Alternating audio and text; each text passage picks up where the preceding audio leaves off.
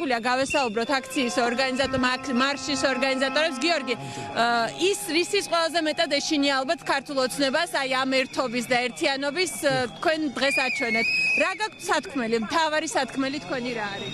ჩვენი მთავარი სათქმელი არის, რომ მთელი საქართველო განურჩევლად ეთნიკური წარმომავლობისა საქართველოს მოქალაქეები ერთიანი ვართ ბიძინა ივანიშვილის რუსული რეჟიმის და ამ დიქტატურის დამყარების მცდელობის წინააღმდეგ და ჩვენ მტკიცედ ვდგავართ იმისთვის, რომ არ დავუშვათ საქართველოში დიქტატურა და პირიქით ვხედავთ გამოსავალს ყველა ეთნიკური ჯგუფი, ყველა თემი საქართველოში, ისე როგორც უმრავლესობა და ყველა უმცირესობის ჯგუფი ევროკავშირში საქართველოს გაწევრიანებით. და რა თქმა უნდა დაინიშნოს ახალი სამართლიანი არჩევნები და ამავდროულად ყველა პოლიტიკური პატიმარი იყოს გამოშვებული. ჩვენ საქართველოს ყველა ეთნიკური ჯგუფი ვუერთდებით საერთო სახალხო მოთხოვნებს, რომელიც 28-ვე დღეა ძალიან ხმამაღლად ჟღერს და დარწმუნებული ვართ, რომ რუს ოლიგარქ ივანიშვილს მოუწევს უკან დახევა.